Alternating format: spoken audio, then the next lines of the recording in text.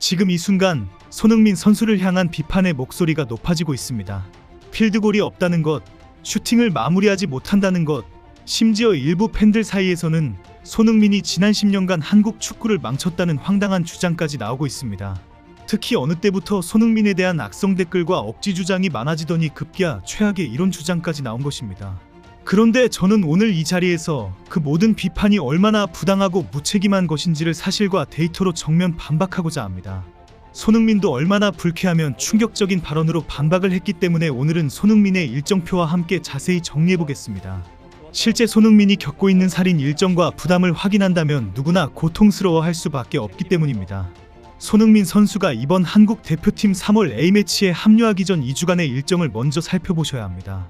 그는 LAFC 소속으로 3월 한 달 동안 무려 5경기를 소화했습니다.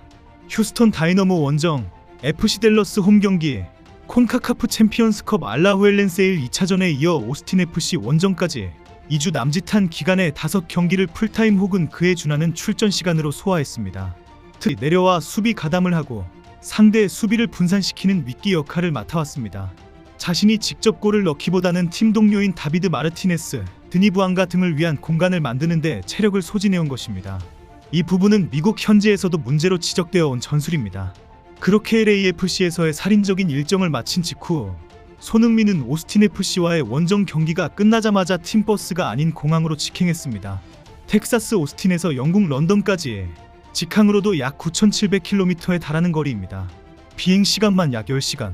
거기서 끝이 아닙니다.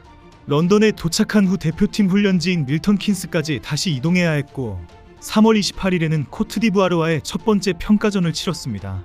감기 증상까지 있었음에도 불구하고 그는 코트디부아르전에서 뛰었습니다. 그리고 밀턴 킨스에서 오스트리아 빈까지 다시 이동해 4월 1일 에른스트 하펠 슈타디온에서 오스트리아와의 두 번째 평가전을 82분간 소화했습니다. 오스틴에서 런던, 런던에서 밀턴 킨스, 다시 빈으로 이어지는 총 이동 거리만 1만 킬로미터를 훌쩍 넘습니다. 이것이 손흥민이 2주 만에 감당한 일정의 실체입니다. 오스트리아전 이후 손흥민은 런던을 거쳐 곧바로 LA로 돌아왔습니다. 그런데 그를 기다리고 있는 것은 휴식이 아닙니다. LAFC의 4월 이후 일정을 확인해보시면 말문이 막히실 겁니다. 그리고 이 모든 일정의 경기에 손흥민은 풀타임을 해야 할 정도로 큰 책임을 지고 있습니다. 산토스 감독의 황당한 전술로 손흥민이 반드시 핵심 역할을 해주어야 하기 때문입니다. 손흥민은 오는 4일 올랜도 시티전을 시작으로 8일에는 콘카카프 챔피언스컵 8강 1차전 크루스 아술 홈경기가 열립니다. 12일 포틀랜드 원정, 15일에는 크루스 아술과의 8강 2차전을 멕시코 에스타디오 쿠아우테목에서 치러야 합니다. 4월 20일 산호세 홈경기, 4월 23일 콜로라도 홈경기, 4월 26일 미네소타 원정까지 4월 한 달에만 무려 7경기가 대기하고 있습니다. 몇 번의 원정 경기는 또 장거리 비행을 해야 하고 시차와 고도를 극복해야 합니다. 5월에도 샌디에이고, 뉴욕시티, 휴스턴, 세인트루이스, 내슈빌, 시애틀까지 릴레이 경기가 이어집니다. 이 일정은 미국 현지 축구 팬들 사이에서도 살인 일정이라고 불리며 비판을 받을 정도입니다. 이번 북중미 월드컵 개최 일정으로 인해 MLS 리그가 압축 편성되면서 발생한 구조적 문제이기도 합니다. 손흥민은 4월과 5월 내내 LAFC 유니폼을 입고 뛴 뒤 곧바로 한국 대표팀 주장으로 월드컵 무대에 서야 하고 다시 7월부터는 MLS와 리그스컵 등 각종 컵 대회 일정을 소화해야 합니다. 이런 상황에서 손흥민의 필드골이 없다는 사실을 두고 기량 저하라고 단정하거나 심지어 한국 축구를 망치고 있다는 식으로 비난하는 것은 정말 옳지 않습니다. 어떤 선수라도 그 누구라도 이러한 일정과 책임을 동시에 감당하면서 매 경기 골을 터뜨리기는 불가능합니다. 진짜 문제는 손흥민의 기량이 아니라 이 선수 한 명에게 LAFC와 한국 축구 모두를 짊어지게 하는 구조입니다. 하지만 오스트리아전에서 손흥민은 과연 어떤 모습을 보여주었습니까? 비판하시는 분들은 골을 못 넣었다는 사실 하나만을 강조합니다. 하지만 외신 통계 자료를 직접 확인해보시면 이야기가 달라집니다. 손흥민은 이 경기에서 슈팅 3개, 기회 창출 2회, 정확한 크로스 1개, 볼 리커버리 3개, 결투 승리 4회를 기록했습니다. 전반 16분 이한범의 패스를 받아 왼발 슈팅을 시도했고 후반 16분에는 이강인과 서령우의 합작 패스를 받아 문전에서 왼발 논스톱 슈팅을 때렸으며 후반 28분에는 이강인의 패스를 받아 골키퍼와 1대1 상황까지 만들었습니다. 세 차례의 결정적 기회 모두 오스트리아 수비와 골키퍼 패트릭 펜치의 선방에 막혔을 뿐입니다. 이것이 기량이 떨어진 선수의 데이터입니까? 아닙니다. 기회를 만들고 적극적으로 달려든 선수의 기록입니다. 더 나아가 경기 후 인터뷰에서 손흥민 선수가 보여준 발언을 다시 한번 들어보시기 바랍니다. 평소 과묵하고 항상 팀을 앞세우기로 유명한 그가 이번에는 분명하게 입을 열었습니다. 기량이 떨어졌다고 생각하지 않는다. 제가 어느 순간 떨어지면 냉정하게 내려놓을 생각이다. 지금 이 자리까지 오면서 당연히 나이가 들었고 골을 많이 넣었으니 기대감이 높다는 것도 잘 안다. 하지만 항상 최선을 다하고 있고 몸 상태도 나쁘지 않다. 그리고 이어서 이런 말을 남겼습니다.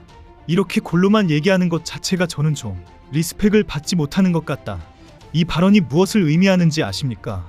이 선수가 얼마나 오랫동안 얼마나 많은 책임을 홀로 짊어져 왔는지를 단 한마디로 압축한 것입니다. 그는 서운했던 것이 아니라 당연히 서운해야 했습니다. 이런 상황에 현재 LAFC의 이적 상황에서도 중요한 변수들이 떠오르고 있습니다. 손흥민의 희생 속에 스타로 성장한 다비드 마르티네스에 대한 이적설이 뜨겁습니다. 20세의 베네수엘라 출신 윙어인 마르티네스는 올 시즌 8경기에서 4골을 기록하며 세비야 FC를 비롯해 비아레알, 레알 소시에다드에 관심을 받고 있습니다.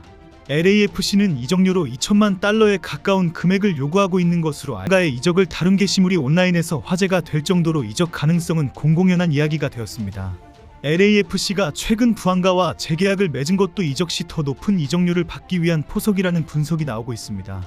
기량이 살아있을 때 시장에서 제값을 받아야 한다는 구단의 계산이 깔려있는 것입니다. 결국 올여름 LAFC는 손흥민을 중심으로 팀을 새롭게 재편해야 할 상황에 놓이게 됩니다. 파브리치오 로마노에 따르면 베르나르도 실바가 맨체스터 시티를 자유계약으로 떠날 계획을 확정지은 가운데 MLS 구단들도 관심을 보이고 있는 것으로 전해졌습니다.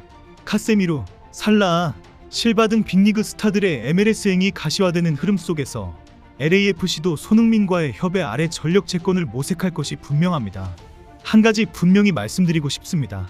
손흥민 선수는 지금 이 순간에도 최선을 다하고 있습니다. LAFC에서 뛰고 대표팀 주장으로 달려가고 다시 미국으로 돌아와 또다시 경기를 준비합니다. 그 무게가 얼마나 무거운지, 그 헌신이 얼마나 대단한 것인지를 조금이라도 이해한다면 쉽게 비판의 말을 입에 담기 어려울 것입니다. 필드골 몇 개로 10년의 헌신을 부정하거나 한국 축구를 망쳤다는 식의 언어는 정말 삼가 주셨으면 합니다. 그 누구도 이런 일정과 책임을 지고 뛰어본 적이 없습니다. 손흥민만이 지금 그 자리에 서 있습니다.